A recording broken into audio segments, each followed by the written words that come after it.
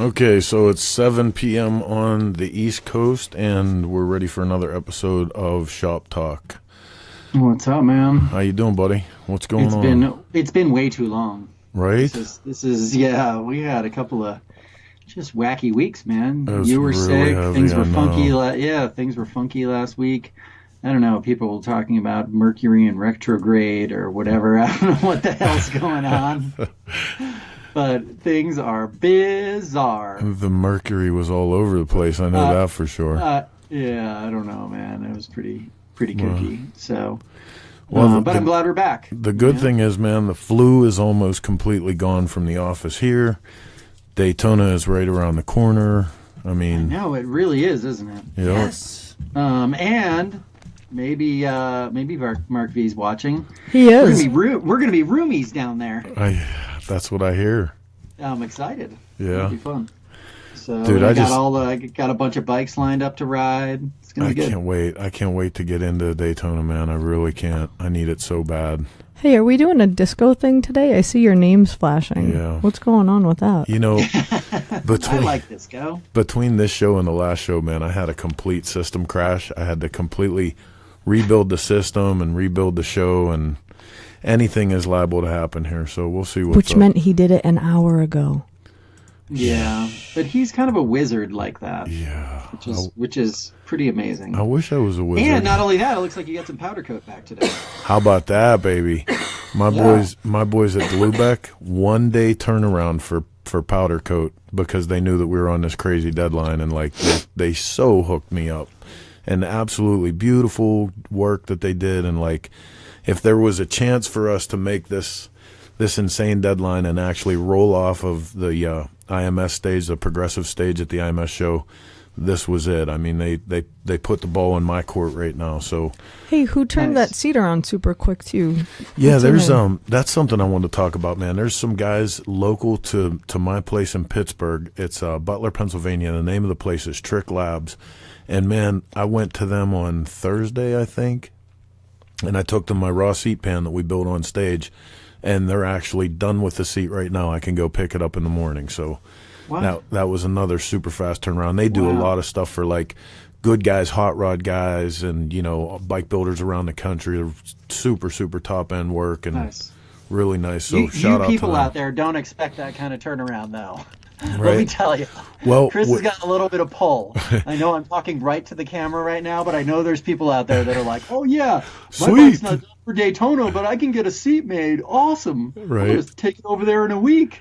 And don't do that. Don't be that guy. No, and if you are going to be that guy, take a couple extra bucks with you. Yeah, for sure. Yeah, So. that and a case of wild turkey. I mean, I don't know. But I don't even know how. To Look at this. Are these the hands of a publisher? Look at all this dirty, like I got welding scars. This is ridiculous, man. Nice. This week has been, and that's sick on top of that. Like when you're sick and trying to work in a cold and rain. Let me tell you about rain inside my shop. My shop needs a roof so bad that 70 feet of my shop, only 10 feet of it wasn't raining, and that's where I put the bike table. The rest of the shop, it was raining inside the fucking shop, and I was trying to work there sick. So thank you, Mother Nature. And it sounds like you got your wife sick. Nice work, Oh, buddy. yeah. I got everybody around me sick. Everyone. The dog was sick. Yeah, even the dog. We got up one day. We went to the Dallas IMS show. We were sick on the way there. And every night we would go back to the house sick too. One morning we woke up and the dog was throwing up all over my buddy's carpet. So we cleaned it up so that, we didn't leave him a mess. But even the dog was sick, dude. It was so heavy. That's pretty fun for me. Right on. That's pretty fun. So, hey, this is a good time to mention that we are Facebook Live. I just lost my mic.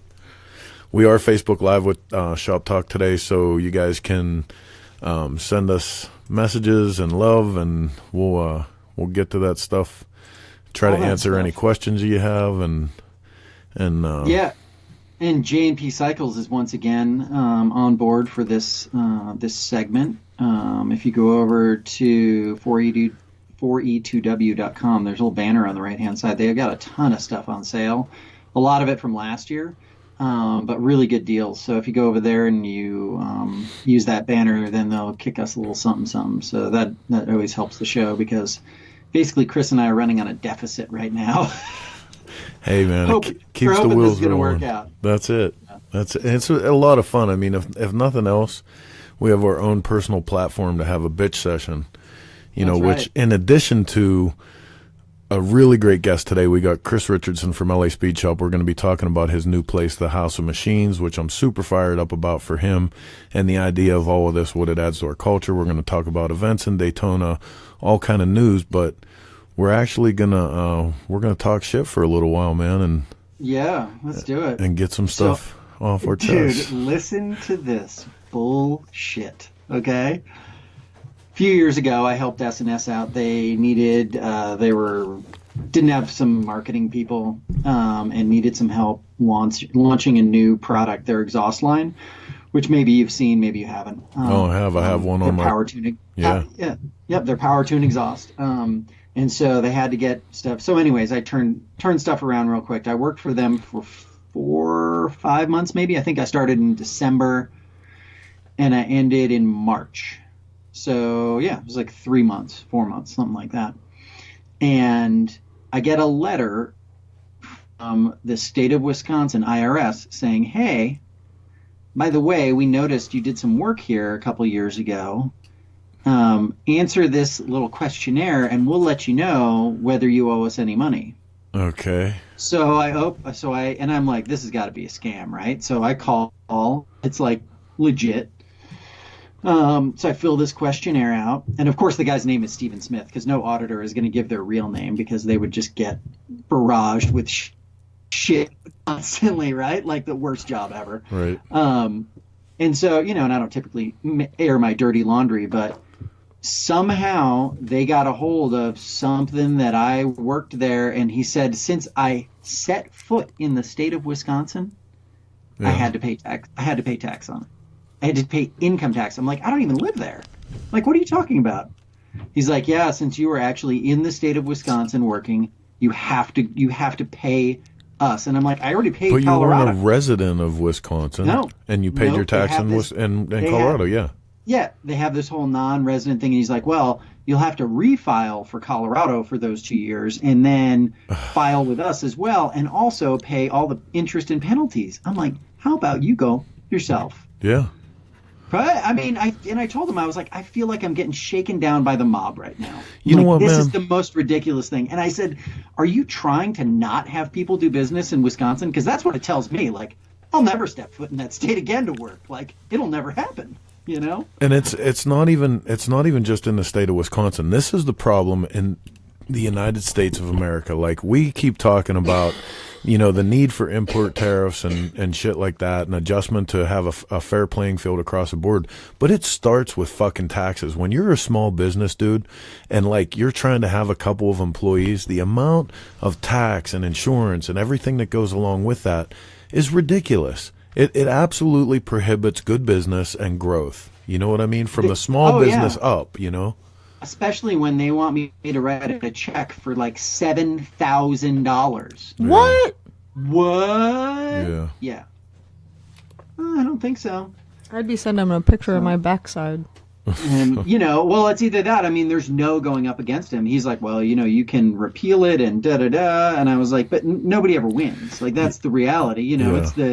It's the government against you. You'll never win. I'm like, I can go hire. I'm going to go hire a lawyer that's going to cost me $7,000 anyways. Like, come on, man. So, yeah, that's good times. Man, I'll tell you what. Hey, state of Wisconsin. So listen, I'm gonna bring some of the old Chris back and tell you. I don't usually get fired up. But dude, it's bullshit. That's total bullshit. Yeah. And there hasn't been anybody that I've talked to that's like, oh, that makes total sense. Yeah. Like that, I totally get it. No, it's ridiculous. So Mark Velasquez's daughter said, "Stop cursing." We're in trouble. I think no, Chris said dropped the F-bomb. We both did. Yeah. And Ken had the double bird up. So, yeah. 9-year-old Savannah says, watch your mouth. I'm sorry, Savannah. I'm sorry. We'll try to clean it up. That's my little art buddy. I would never let my children watch this. I know, right? it's liable to get worse. Yeah. Oh, it's gonna. You know that. It's Listen, like I actually have a thing. I haven't decided yet what the year or the age is, but I'm not sure when I'm gonna bring my kids to a motorcycle rally. yeah. But it's not like he's 12. My son's 12. My daughter's 10. I don't know what that number is, but it's not 10 or 12. I can tell you that for sure. So it's not going to be like, oh, look, you have a baby in a bar. Hey, in a box. Exactly. Yeah. No, he says that. First of all, my kids, I worked for the Broken Spoke I for know. You guys are local. a million years. No, my kids, Zach was 16 before he was allowed to come to the Laconia rally, but that was only to where I worked. And Amelia was a little bit younger, but only to where I worked, not during the rally. I think she was 16 before she got to go to a rally, but that was with Chris and I. However, where you worked was the Iron Horse. So, The Broken Spoke, yeah. Or the Right. Broken Spoke, right? Yeah, so he got to see it all there anyways. This is the deal about that. Heather is very, very provincial. Like I bust her stones. I bust her stones all the time about, how guarded she is and stuff with her kids. But she was one of the sternest managers I think ever at the Broken Spoke. Like she didn't let any bullshit go on under her watch. So it was probably one of the safest places that you could ever take your kid. Yeah, I believe that. Well, and I remember, and you guys probably didn't think it was a big deal, but I thought it was totally a big deal. Like 3 or 4 years ago, when you were like, we were in Gettysburg, and you were like, "Hey, Amelia's going to ride with you," and I was like, "What? Yeah, that's your daughter? I don't know if I want to be responsible for that." Hey, but then worse than that, I think the year before she rode with Tim Stahl. So hey, No, I know, man. It is when you have that sort of responsibility in your, behind you, you're just a little more attentive. That's for sure. Absolutely. Anyway. So, in the news, and I think we mentioned this the last time that we were on the show, the Buffalo Chip won in South Dakota Supreme Court and actually is going to be able to formulate their own city around the buffalo chip. So it's going to be considered Buffalo Chip, South Dakota. That's pretty big. So the thing that, the thing that I'm thinking is so interesting about that, or that is curious, and I wonder how they're going to kind of navigate it, is that it's always been, for the last decade or so, on anything that you look at, it's always been the Sturgis buffalo chip.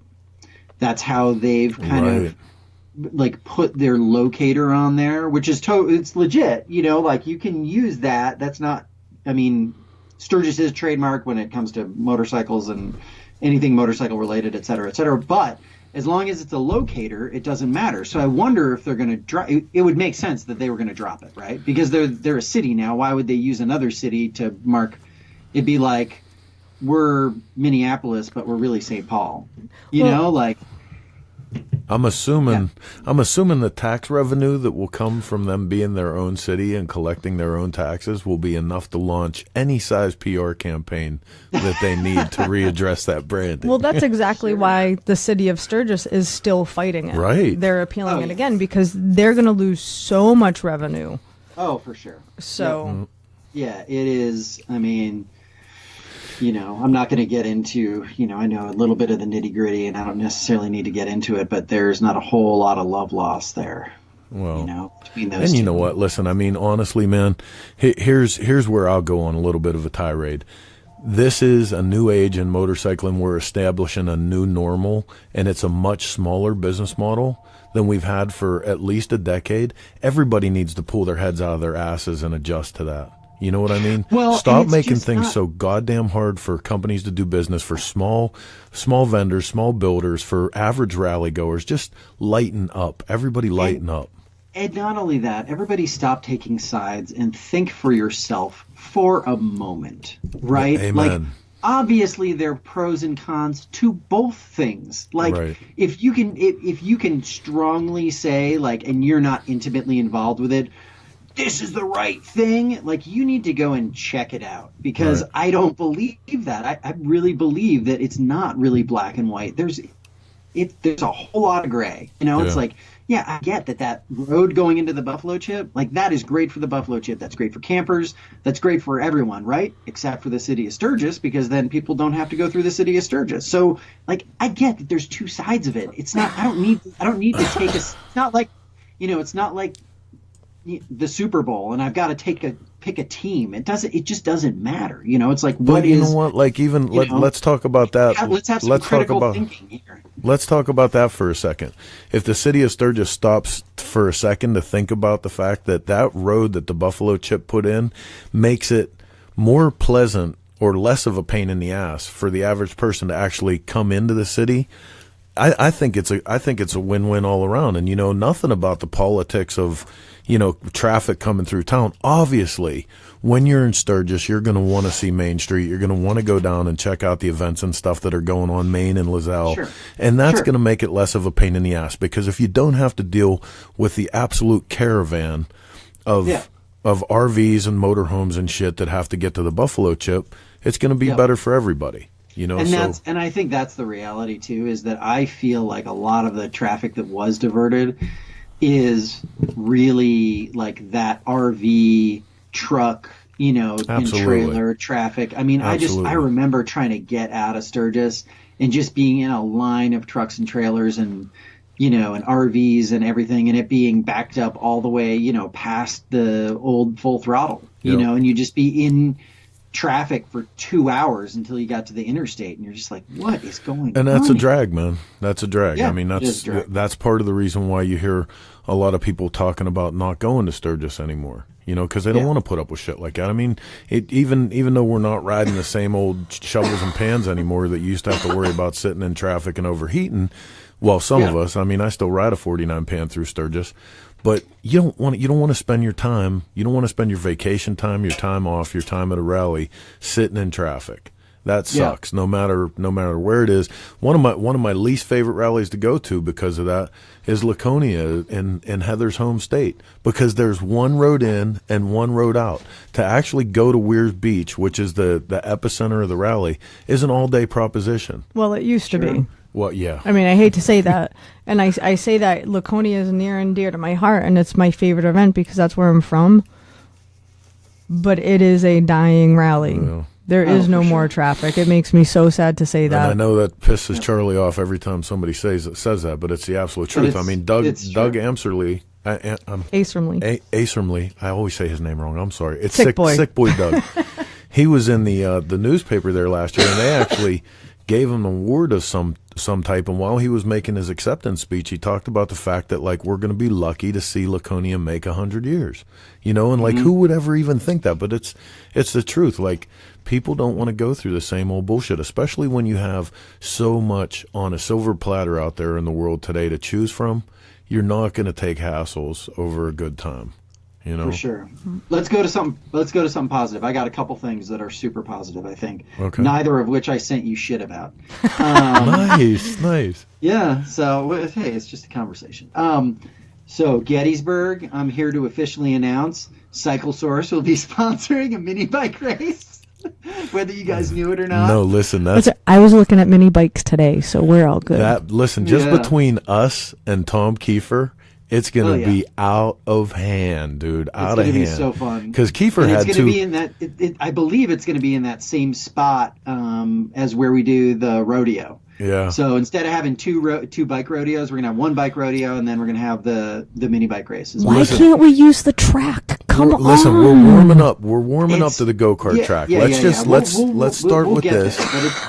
We got to start with the idea of. Because it's really hard to fence in. That's why, Heather, are you going to live? She's still really sick, man. Apparently. So yeah, there's that. But exciting. This is what I'm thinking. I'm gonna make this one absolute contract rider that has to be in this thing. So we can't use the go-kart track. What we have to have is this has to be a mini bike TT race. So oh my God, I knew you were going to say we have to have a jump. We have to have one jump in the middle of it. Oh my God. Oh, I think Mailman just volunteered. Mailman volunteered to race? He said, damn, I might have to come to this one. Sweet. Yeah, that's ridiculous. We should just I think we should just recreate the Daytona TT, but That would be small awesome. fashion, right? Well, With small banners that just like that, and all that stuff, and it'd be funny as hell. hey, we're gonna we're gonna figure something out. we're gonna take the Kelly mini bike thing on the road this year. said she's in. Yeah, that's We're gonna be good. we're gonna take the whole mini bike thing on the road this year. So two different things that other than that are gonna go on with mini bikes. They're gonna let us do a celebrity mini bike race inside the Iron Horse at Sturgis. So that whole compound around the Broken Spoke and back up through the Big Iron Horse Amphitheater, they're gonna let us do a celebrity mini bike race in there. And at Big Mountain Run, we just announced not too long ago that we're going to be doing, instead of the Tramps Triathlon, for 1 year, we're going to take off and see how this goes. We're going to do mini bike jousting with giant pool noodles. Oh my God! So, Seems like such a bad idea, I but all right. know, right? I know. Yeah. But the imagery is Seems going like to a be awesome. It will be worth it. We're And I going- have waivers. It's okay. Ken, we're going back to a time when sex was safe and motorcycles were dangerous. Nice. The other thing is that Aiden's ride Sturgis is a go. We're starting from the Buffalo Chip. We're gonna have a nice little ride. End up back at the Chip. Or no, we're gonna ride out to Belle Fourche for lunch. Right on. Or brunch, whatever, and then come back and end up back at the Buffalo Chip. Basically, not hit any traffic. So it's gonna be a good time. The crew at the Buffalo Chip has really gotten behind it. Lon and his crew over there. And we've got kind of a run of show already, and still looking for sponsors and that sort of stuff. But I think it's going to be a great event. I need to look and see what the exact date is, but I think it's the Tuesday of Sturgis. Yeah. Is Awesome. going to do it. So yeah, it'll be fun. So real quick, I see that Steve Iacona is watching, and I want to Hey, know. what's up, man?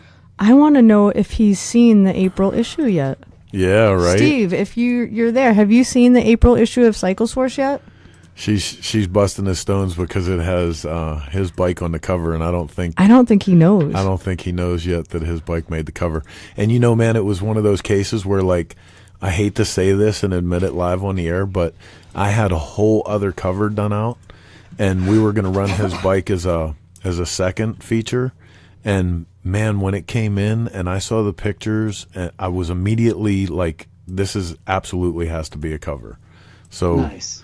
it was such a beautiful shoot, and the motorcycle's amazing to begin with. It's a killer Triumph, but he's done so much work to it. And Steve is really one of those builders that's just gone to a whole other level. Like, we were talking not too long ago, and I asked him what he was doing, and he said, "Oh, I'm doing stuff with sheet metal." And I had been playing with sheet metal, and we got talking about it. He says, "Yeah, man, it's really great. Like, I just got to a place where I feel like I can do almost anything that I want with metal now." As far as metal shaping. Yeah, it's pretty crazy. Right. That is crazy. Yeah, I've actually got, I don't know what episode it was, but I actually went to his shop in Brooklyn and did a full podcast with him. So anybody that wants to check out the full interview with him, go to 4E2W and you can check that out. Yeah, he's pretty neat. Download the podcast. Yeah, it's a cool episode for sure. You can kind of learn all about, how he got to where he is and what he does, that sort of stuff. So yeah, good stuff, man. Well, I think I guess we should get Chris on, huh? yeah, it's about time that we get our guest for the hour on, and let me see if I can do this without getting the busy signal.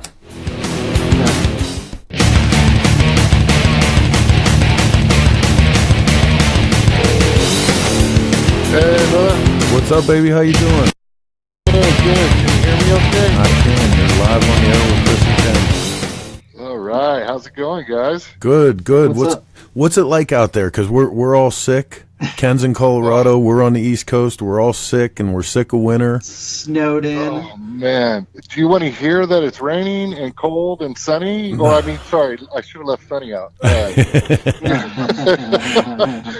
Oh, man. Well, I got sick not too long ago, and it was pretty bad, and it was like, so, Oh, it's not too bad here. It's a little chilly with a slight breeze, oh, You stand in man. the sun a little too long, you might get burned. I don't know, man.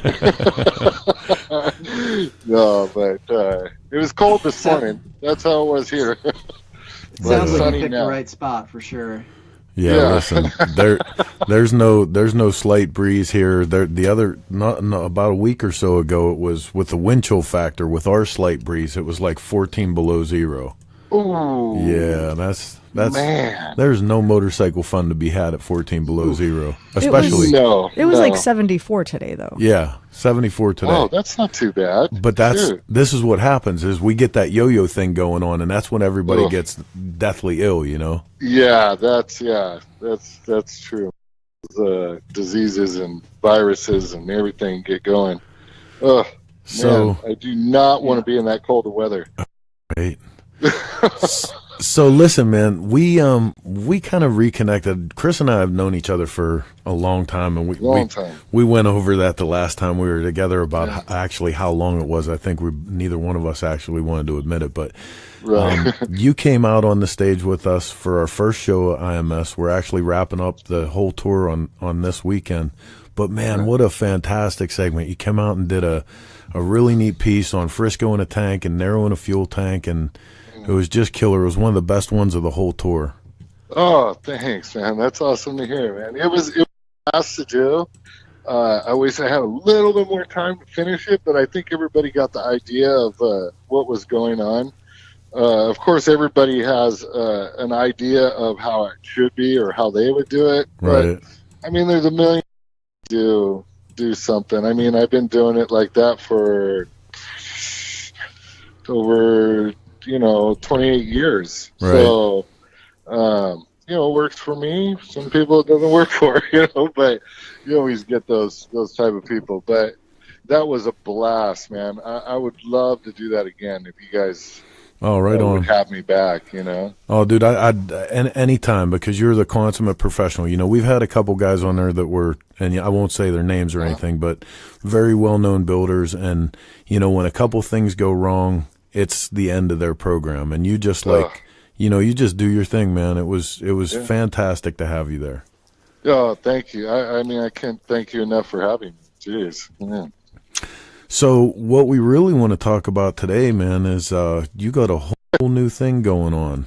So Yeah, man. We're not open yet, but we're opening up. Me and my wife partnered up with a company called the House of Machines. It originated in South Africa, Cape Town, and there were some clients of mine. And they approached me and they said, "Hey, let's do something together and collaborate on a place in downtown LA somewhere." yeah, So we looked around for, geez, man, it has to be 2.5 years or so. We looked and we found the right spot on 7th Street in the Arts District in downtown LA, and it's a culmination of we have a bar that this excellent bartender is going to be working. Her name is Amanda. Dude, I butcher last names. So, Yeah, me sorry, too. Amanda. Amanda Coleman, I believe. And she's Bad Birdie on Instagram if you check her out. She kills the drinks, man. Absolutely slays them. right And on. then we have our kitchen, which our chef that we have in there is on that show Top Chef right now. Oh, yeah. Yeah, his name is Bruce Kalman. So he'll be manning the kitchen in there. And then, we have coffee. We'll be introducing Evil Twin for the first time to the United States.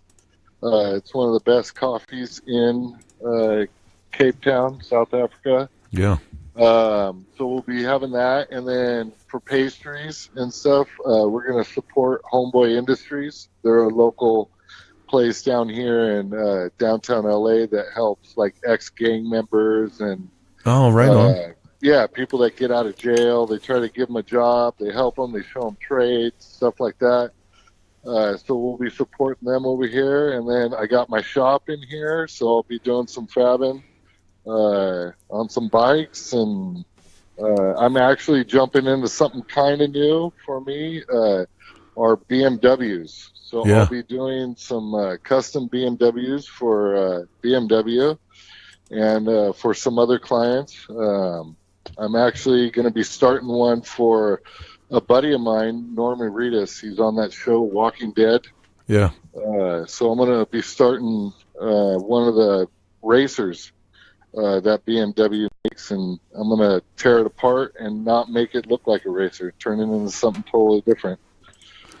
Right on, man. Right on. So yeah, this sounds like the dream spot. I mean, part coffee shop, part pastry shop, part bar, part fab shop where people can come and hang out and actually watch you do your thing. How does that work? Like, is there, you have like a glass wall or something between the two places where people can see what's going on?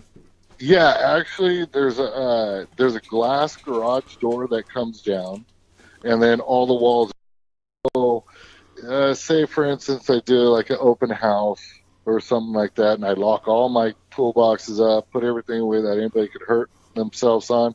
I could actually lift the glass garage door up. People could, walk around, check out the shop, and then, keep on drinking or something. But whenever I'm working, I shut all of it. And then somebody wants their bike serviced or something, they could drop their bike off, hang out, watch me through the things like that, service their bikes, have a, we don't want to condone drinking and riding, but have a, drink or coffee or have some lunch as I do their bike, and then they can go. And then other customers could watch me customize on their bike. Because a lot of the times whenever you have a shop, you get a lot of people walking in. Every person that stops you for a half hour, right, they think they're the only person that stops you for a half hour. So in actuality, in a whole day, say you open up at 9, you close at 6, you get so many people that come through and want to talk, and you want to talk to everybody. You don't want to be rude, say, get out, kick rocks. I don't want to talk to you, So you want to give them the time of day. You don't want to exclude anybody or treat anybody bad. So by the time you're done, you get like maybe an hour worth of work done. And then you end up staying till, midnight trying to finish up what you originally started off doing at the beginning of the day. So this is going to allow me to be, more talkative with people.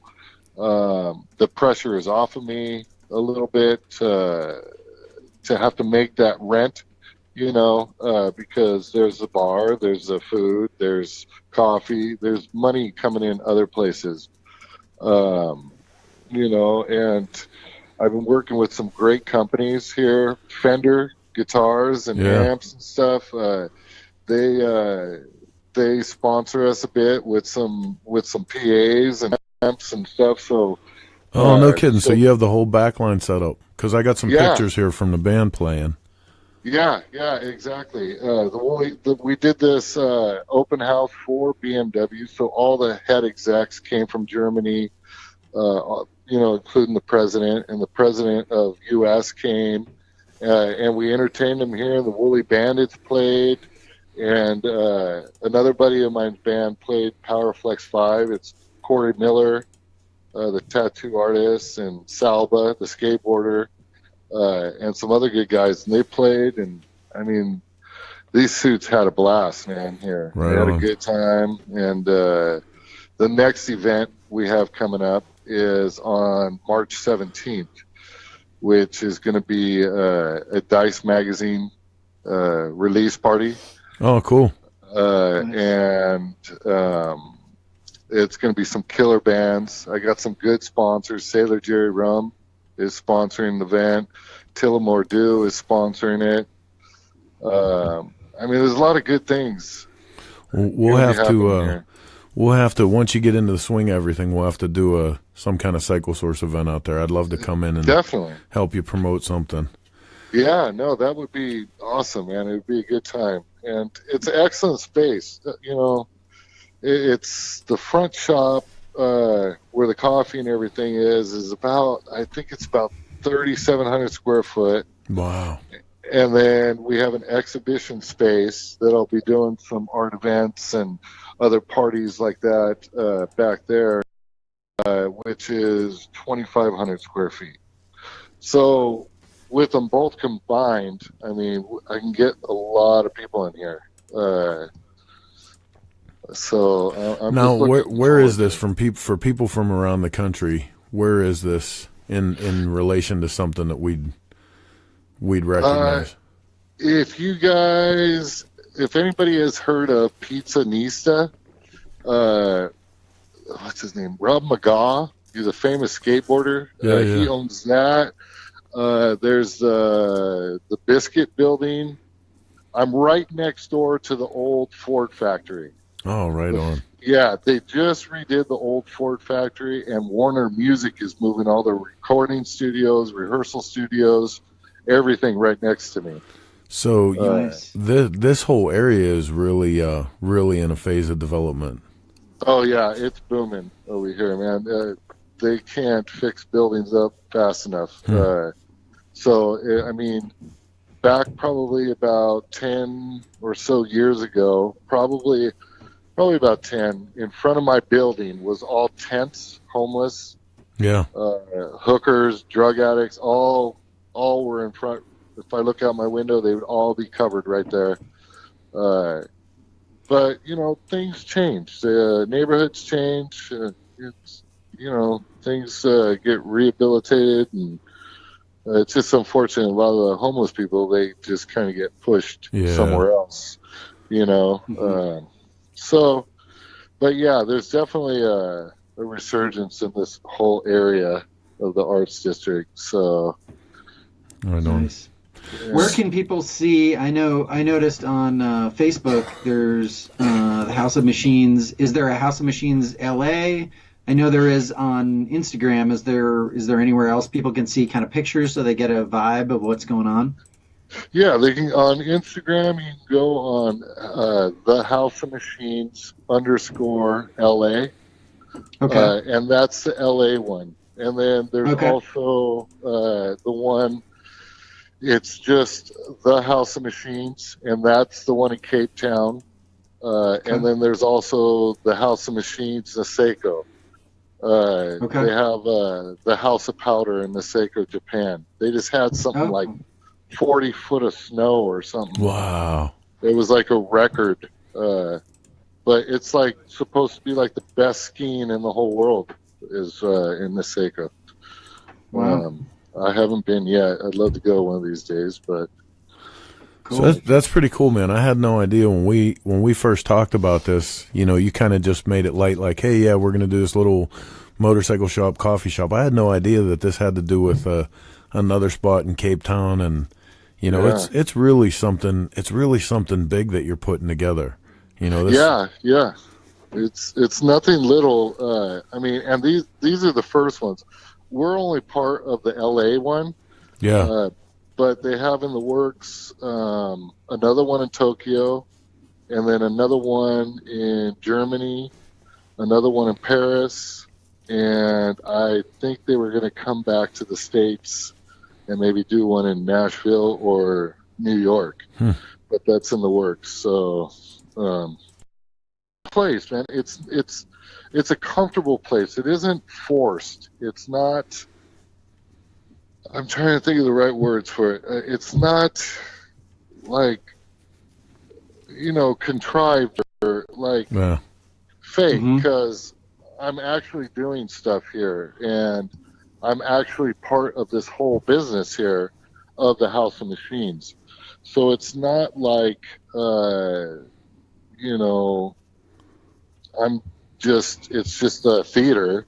Yeah. It's not like a fake setup. I'm actually going to be working here. Granted, I could only do I don't have enough room to do a whole frame or something like that. I'd have to do it at my old shop. So I have my old shop still that I'll do heavier stuff because of the smells and the dust, the metal dust and stuff. It just isn't appealing as you're eating, But I will be doing a lot of it here. But it's just a venue for we're gonna have, like, during the week, singer songwriters come in, do some stuff to Boots Electric. Have you heard of Boots Electric? They're gonna be playing here on the Dice Party, and then maybe a special guest might be playing because, a guest rock group might be playing that night. So that's how we're going to be kind of set up, because I do a lot of stuff for a lot of industry people, a lot of, well-known people, and I possibly will be having some of these famous bands and people like that, but not promote it as that. Yeah. So people are just going to have to come in and roll the dice and see if somebody big might play that night.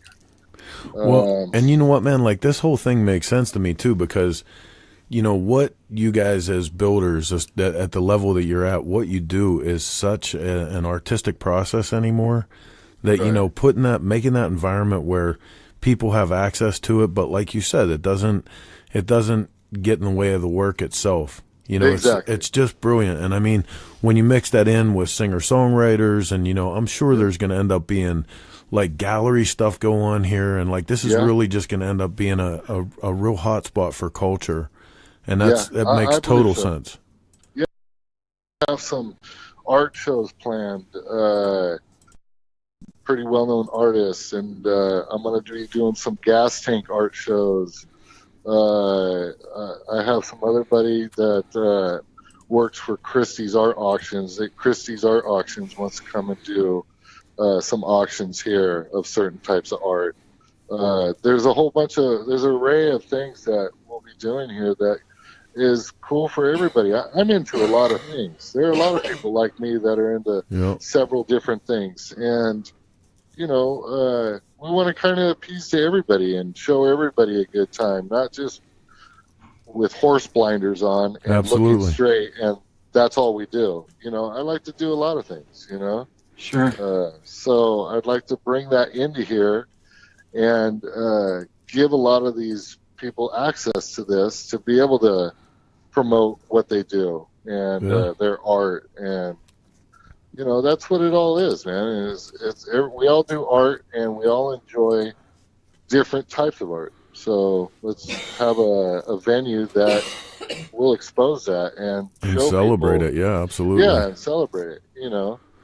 So, hey, man, I want to remind everybody real quick, we are on Facebook Live, and we have the lovely Miss Heather sitting in with us. She's answering questions and bringing them up on the air for us. So if you have questions for Chris, you want to know more about the House of Machines or LA Speed Shop, forward those on to Facebook Live, and Heather's going to let them come up on the air. But while you're talking about, keeping this environment and not being fake, not just being a theater, like in the back wall, I have a picture going up right now.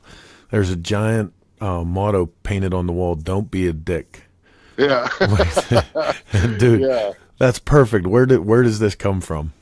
That actually comes from the boys in South Africa. They found, who wants to be around a dick? Right. Who wants to be around a guy? Just come in. We're all here to have fun, and don't be a dick. Yeah. I mean, don't cause problems. Don't have no attitudes. Leave all that shit outside on the sidewalk and come in and have a good time and get along with everybody and meet some new friends and enjoy yourself. That's what life is, man. You go around being a dick all the time.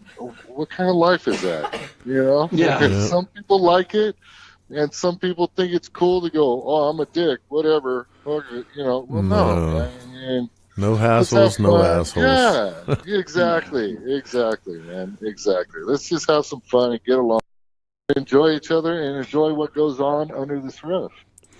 Well, don't you think too that there's an aspect of having all those different kind of artistic pursuits under one roof where they kind of play off each other, and you could see, there being influence on the artistic side, on the bike building side, on the food side, between all of the different, ideas and, ways people are kind of expressing themselves. Exactly.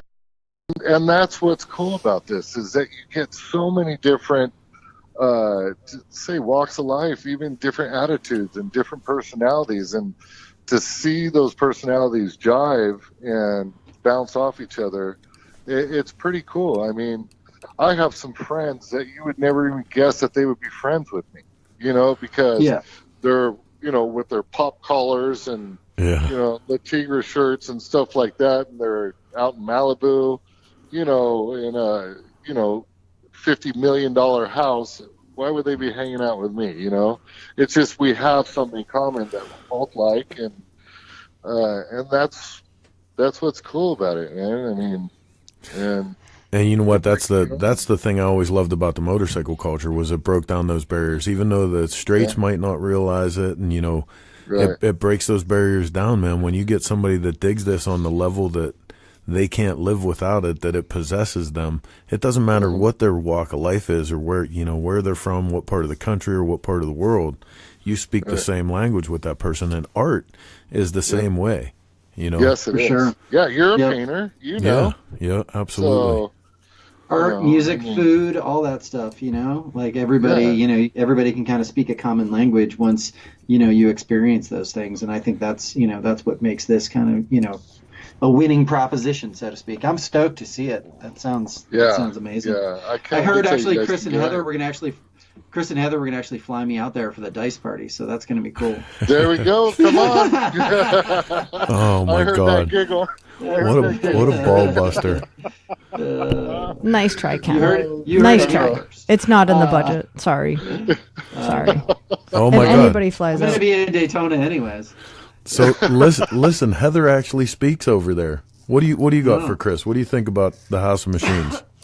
I think it's exactly what I've been saying for 2 years that I wanted to do, and I think it's an outstanding idea. I love it. I absolutely love it. I actually just said this to him today. Chris, Heather's been pestering me for 2 years now to move to Texas and open her. She has a friend down there in Lago Vista, and they're talking about opening a coffee shop. And she said that me and my buddy from the Austin area, Xavier, that played drums with Buck Cherry, could have a shop on one side, and we could have a coffee shop. I want it to be like coffee and moto art and motorcycles. And maybe we could end up being the House of Machines Austin. That would be awesome. There you go. Yeah, man. But it's cool because people go up and they'll stand there right next to you as you're trying to work and talking to you, and you're trying to get their bike done. And then they're like, man, you know what? I'm thirsty. Is there a restaurant around here I can go get a drink? Right, Can I go get a coffee? And they usually have to walk somewhere to get it. Or they have to Uber it or something like that to get coffee. So, I mean, it just jives. I mean, all they have to do is walk into my shop. There. And then right there, they have coffee, food, alcohol. And we're also taking out extra insurance. So if somebody does get drunk at nighttime here and they're on their bike, that they could leave their bike and their bike will be covered. That's awesome. Right on. And we'll Uber them home. So this way they get home safe. Nobody gets hurt. And their bike is insured while it's here. So, well, and that thing that you speak to, man, I mean, that's really the force that's behind what we've been doing with Grease and Gears Garage. People love to watch this stuff go on, and I think at the base of all of it is people, even if they never try to put their hands on something the way that some of us do, they love to learn things. You know what I mean? Right. That goes back. This is going to sound funny, but Heather and I talk about this, that like when I was a kid, Sesame Street used to have these little segments about how donuts were made or whatever shit was going on. And I was possessed by that stuff, man. And I think that's the same kind of thing that goes on here. People want to know, they want to experience. Exactly. I keep on making the joke that I want to get a vending machine full of peanuts on this side where the people are, and then they can throw peanuts over at me. But, it's like I'm in a zoo. But the thing is you're right. People want to see that stuff. They want to see me welding. They want to see me shaping a piece of metal, working on their bike.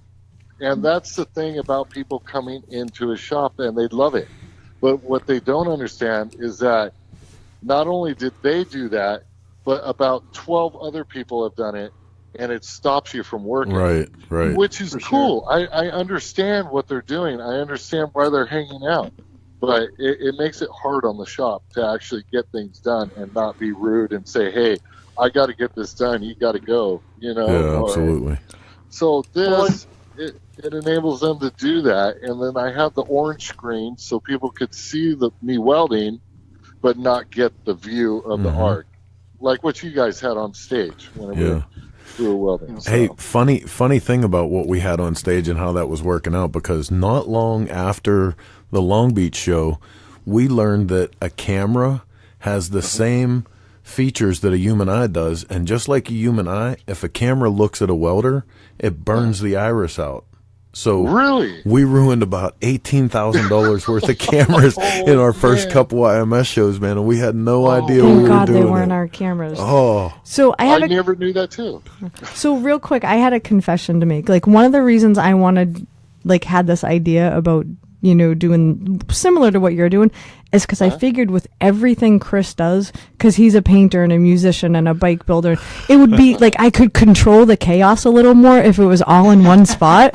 Yes. So your venue is absolutely perfect. Right? Because then everything he does is literally all right there. It's perfect. Yeah. Absolutely perfect. No, I mean, it's a great idea, and I really can't wait for you guys to see it in person. Oh, man, me too. Because there's so much to see that all the pictures don't show, so and then especially whenever it's filled with people and bands playing, it's a whole different atmosphere. It's just, it comes alive, man, and it's just a good time. So I can't wait to see it, man.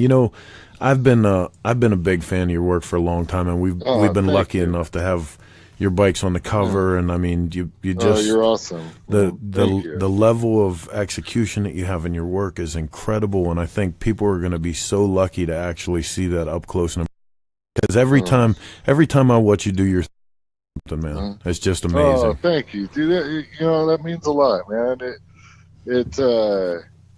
I don't know. It's always never gets old to hear somebody say that, because you work so hard, and at some points of your life you start going, man, am I doing the wrong thing? Should I just close up? Should I just go get a regular job and disappear? And it's nice to hear that, because you as an artist and a bike builder and stuff like that, you're your worst critic, right? Oh, absolutely. So you pick everything you do apart, and you pick yourself apart, and you're constantly judging yourself. And whenever somebody tells you something nice, it's nice to hear. I heard you say, and this is just a testament to the kind of man that you are, because you're one of my favorite people in the world, just because you're so not boastful, you're so non-assuming. You know what I mean? Like you're fun to be around. But I heard you say one of the coolest things I ever heard a bike builder say when somebody was talking to you about social media and stuff, and you said, I just don't pay attention to what anyone else is doing because I don't want it to influence anything that I'm doing myself. Exactly. Yeah, that's the biggest thing. I might go on and post something, or I might go on things and then get off. I don't dive into social media too much. I don't dive into the internet too much, because otherwise it becomes an influence, and then it sways you, or it sways your eye some. If people just keep on doing what they like, do what they want, and then that's what makes the motorcycle industry great, is because you end up coming up with a whole bunch of different designs, different feel of bikes, and if everybody was looking around and doing the same thing as what everybody else is doing, that gets boring after a bit. That's one of the things I hate. I hate whenever a trend comes and all of a sudden everybody's Johnny on the spot. They're doing the same shit. Like if I see one more flat track custom motorcycle, you know what I mean? Hey, aren't you building one next? Isn't that next up? I'm building something that's like completely against the grain. It's just like, and of course she's gonna kick me in the balls when I'm not looking. But I'm building an FXR right now, but it's like the antithesis of an FXR. You know what I mean? Right. Just I try to do stuff that goes to the point of making people angry that I didn't do it the way that I should. I was talking about the tracker that you have to build. I know. I did have a suggestion come in, and I think it's somebody that was actually at your show, your industry party a few years ago. suggestion for you, Chris, was like almost a community piece of art. So for people, like you have a basis, like you have a layout done, and like if Chris comes to visit, he gets to do a little, like put a few brushstrokes down and then sign the back of it. So like notables that may come in the industry that may be into art or music can all contribute to this one community piece. Absolutely. Yeah, definitely. Yeah. Yeah, that would be great, man. Cool. So yeah, Chris had done that a few years ago at one of his industry nights in the Broken Spoke, and it was really cool to see. And it actually went over the course of the rally, I think. And there was like a dozen good artists there that night, and at one point there was 6 or 8 of us around the same canvas, and it was, we did a real quick layout. It was going to be somebody just blowing down the highway in front of the Broken Spoke on a bike, but it was just the most basic layout, and then everybody just got to put their own thing to it. And God, I wish I had that piece still, because that was there was some really, I can't remember who all was on there. I know Kayla was on there. Where's it Seth, at now? I have no idea. It ended up getting transferred with the Broken Spoke, I believe. Yeah. But something like that would be really cool to either lend to your gallery area, or even depending on who's a part of it, you could auction it off for a charity or anything like that, because everybody will sign the back of it after brushstrokes. Because, dude, you guys have access to mad amounts of artists out there. Like some of the best people in the culture right now are right down the road from you. Oh, yeah, man. And like I said, there's going to be plenty of surprises. There's a lot of things in the works right now, and you guys will be surprised at some of the people that we will have here doing art and, and also selling art. Right so it's going to be a pretty awesome venue. Website? Yeah, so listen, tell us one more time where people can look for more information. Obviously, we're going to carry everything that we can through the CycleSource blog and social media to keep people up to date about that. But where can they go to watch this stuff unfold? Well, you could either go on Instagram at LA Speed Shop, and you can either go on Instagram again for the House of Machines _LA. And you could see everything kind of play out there, and if you're in the area, March 17th, we'll be having the Dice magazine party here. Right on. Is there a website? I also have, it's houseofmachines.com, and it is laspeedshop.com. Awesome. There you go. Yeah. Cool. Thank you guys so much. No, listen, man, thank on, you for Chris. taking your time with us today. It was an absolute pleasure to catch up and to be able to bring this stuff out. For anybody that might have came into the tail end of this, we're gonna follow this up with a little more of a report in CycleSource magazine, so you can catch that one more time. And Ken will have it as a podcast coming up? I will indeed. Ken will probably Yeah, have a live indeed. podcast with Chris when we fly him out there, apparently. That's not happening. No. Sorry, Chris. If anybody gets to come visit first, it will be Chris and I. Okay, that sounds good. All We'll right. take you guys off. All right, brother. Well, thanks for being on here with us today. I appreciate you. Thank you, Cool, guys. man. It's always a pleasure. Later. Thank you so much. All right, man. Later on. Take care. Bye-bye. What a neat thing that he's Man, putting that's together there, right? So awesome. I'm actually kind of, and I hate to use this word, jealous, because it's such an amazing idea. It really is. It really is. So, you got some. No, I just wanted to give a couple shout outs. Pat Jansen is watching. Hey, Pat, are you Right ready for on. DC this weekend? What's up? Ditch is here. Miss Judy is here Ditch. watching. No kidding. Miss Judy's watching, so I'm gonna get yelled at later for swearing. No, she just came in. Oh. Jack Shit is here. Hey, Jack, how you doing, brother? Hope your What's mom up, man? is doing better. Jack, listen, we can actually say your name on the air. Jack Shit. Jack Shit. Jack Shit. You don't know shit unless you know Jack Shit. I thought that was going to be like Beetlejuice. I was hoping for him to pop around the corner. That was an inside joke. Jack will get it. Excuse me. Mailman is still here. Mail lady is here. Mailman, I'm totally holding you to the mini bike races too. So get your shit ready. And I think Jimmy is here. Don Bashline was here earlier. I think that's about it now. So news. Yeah, let's get back to business. We're supposed to be the weekly report. Yeah, whatever. I sent you some stuff. I don't even remember what it was, so that'll be entertaining. Let's talk about Yamaha. Here we go. Yamaha Oh, releases yeah, the FJR Cal bikes. 1300P police bike for U.S. market. And you know where this So- is coming from, right? What's that? Everybody is vying for the police business because you can't bolt a sidecar to the Harley frame for like Oh, really? quite a while now. I forget. I think when they switched over, and God, I'm going to be stupid now and not remember the actual date, but they switched over their chassis on the touring bikes, and it made them ineligible for sidecars. A lot of police in different cities actually need to have the ability to bolt on a sidecar, and that would preclude them from doing so. That is some crazy information that I had no idea about. Right? I don't know. It looks like a spaceship, you know. But I mean, I would imagine just the handling characteristics and all the technology in that thing is probably far surpasses anything that you could get out of Indian or Harley. You know what it makes Right? me think of immediately? Remember the movie Harley Davidson, The Marlboro Man? Sure. So the Marlboro Man has a girlfriend that's a police cop. That's her bike in that movie. I swear to God. That's funny. I know. I think I want to say in Fort Collins, I think they have BMWs. I Yeah. want to say, my understanding is that most police departments take whatever they can get from whatever dealership is willing to lease them to them for, $1.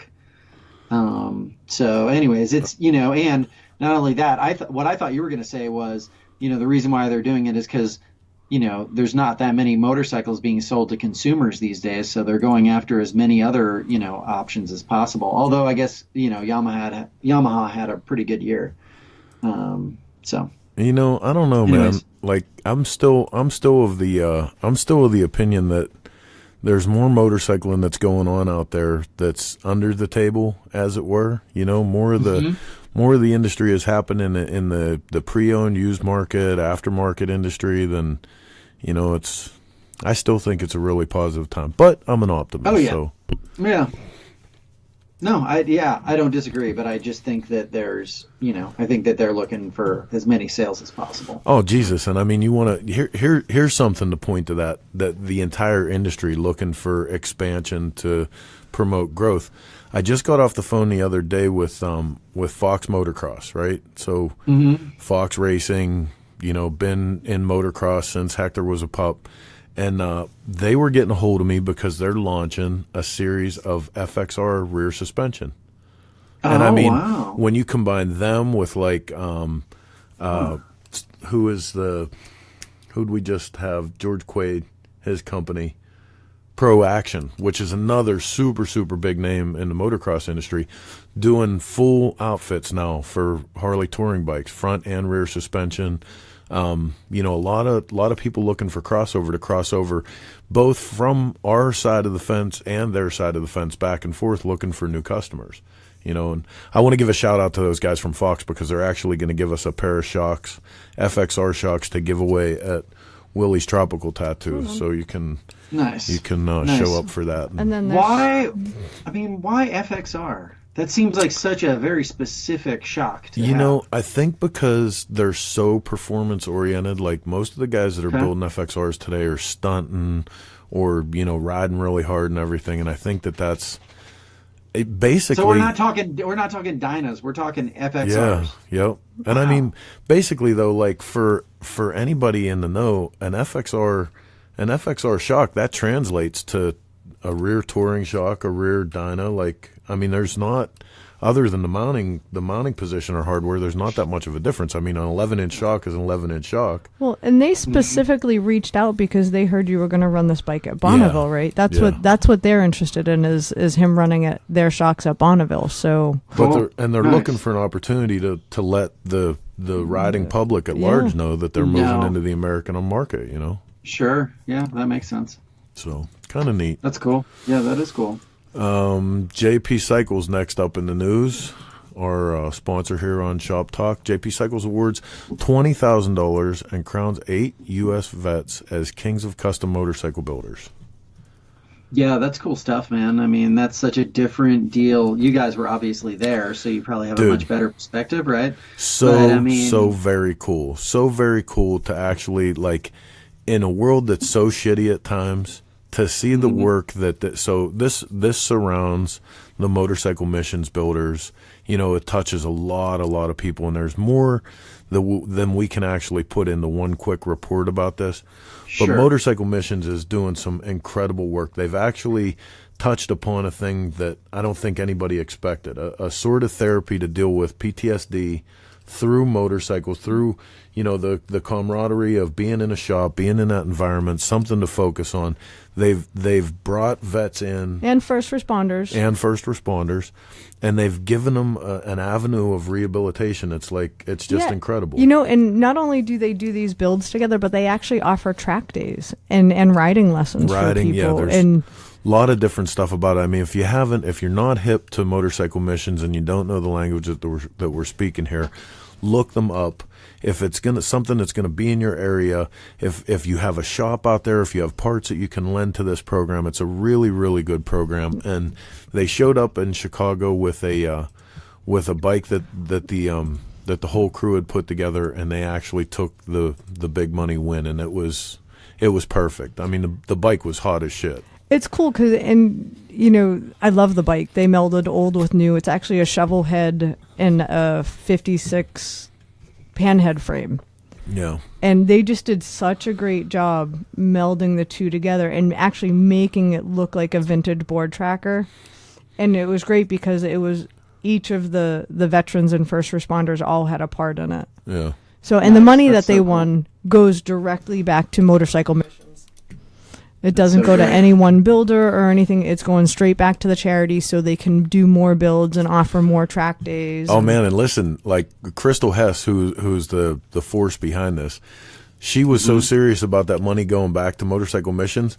We all went to Giordano's that night, and we were busting our balls about, hey, you just won all this money. How about you buy pizza tonight? She was like, I can't. This isn't my money. This is Motorcycle Missions money.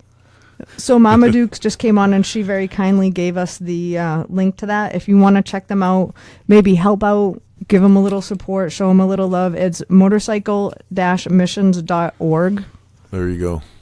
So cool. That's See, great stuff. Mama Dukes is a true professional. Like that's what happens when you have real radio people actually have your back, because I don't have my shit together. Well, you don't. had the link up for JP Cycles, just not Motorcycle Right. Missions. You were halfway there. Halfway. Yeah. Oh God. Well, thank you, Mama Duke. So just to let you guys know who we're talking about, the Monday night call to action that goes on This Motorcycle Mayhem. is Motorcycle Mayhem Radio. We all tune in. I think it's 8 o'clock. 8 o'clock 8 Eastern. o'clock Eastern Standard Time. And Mama Dukes and the boys, it's a blast to listen to them. Some of the characters that call in. John Frew is usually a regular on that show. You can't say his name out loud. You just Don't can't say it again. You can't say it 3 times. But John is a trip. I mean, they're unfiltered, and it's a lot of fun to listen to them. So if you're not doing anything Monday nights, check them out. So can I choose the next thing we talk about? Yeah. I want to talk Sure, about we got one more. Passion Built. I got one more. Oh, go ahead, yeah, Ken. Passion Guilt. Yeah, we should definitely, we got to give Let Ken go first. I stepped on him. Go ahead. No. That's what I was saying. I was saying one more thing, and then I got a blast. Okay. Well, I want to But talk yeah, about... Passion Built's awesome. And I'm- congratulations, Chris, again. Oh, Hey, wait a minute. I'm going to throw my name in there too, because I have to be honest. He said to me, should we use the War Pony as our build? And I flat out said no. I said, we're building a long bike. We have a 77 shovel sitting up there with Passion Built on it. and this is why I married her. So, And you're trying to kill him, aren't you? no. No. Yeah. And then he Trying says, to- well, what we'll kind of build life this one insurance you to... got, Chris? So She'd not collect all these motorcycles and then die. die. So, and then he says, well, we'll definitely build this one to sell, which I know, first of all, he's lying because he'll never sell a motorcycle. I'm just not And I good looked at right it. at him. I said, if you think for 2 seconds we're going to sell a long bike that's got a Sugar Bear front end on it, you're out of your mind. We're keeping this one. So real quick, here's the thing about Passion Built. I absolutely love Michael Lichter's gallery at Sturgis every year because it takes the pulse of the custom motorcycle industry and what's going on and the culture that surrounds it. This year, he's decided that his exhibition is going to feature people who make their living in other avenues, but build custom motorcycles because from a passion perspective, they have to. There's some great names on here, man. I mean, I'm lucky to even be considered along with some of these guys. Skeeter Todd, Randy Knowles that does the Cycle Showcase, Xavier Muriel, Tim Dixon, Gilby Clark, everybody from rock musicians to, people that have been in other ends of the industry forever. Long John's on there. That's dude, awesome. Long John's so cool. Yeah. Jeff Holt, Jack DeGazio, it's going to be incredible. So you can check more of that out at buffalochip.com, events, motorcycles as art. I'm sure you can also find more out at lichterphoto.com. I know it also has its own Instagram too. I have a question for you guys. Shoot. Baby. There was a guy back in the day, first name Mike, and he was a bike builder out of Long Island, and he built some just completely radical, spaceship-looking kind of machines. Had maybe an Italian last name, but he was a construction guy. Mike. That wasn't Mike from Gravesend, right? No. No. He didn't have different Mike. I'm gonna have to figure out who it was. But built some great bikes and such a good dude. But he was, that was what made me think about it, was the fact that, that wasn't what he did. Where did you say he was from? Long Island. So Mark Velasquez, if you're still on Facebook Live, I'm sure he knows. Who was that? Who was Mike from Long Island? With an But it's gonna, it just made me think about it because he, his primary thing was building. He was a home builder, and he would take, 2-3 years to build a bike. Yeah. And then do this, but he got hugely famous from it.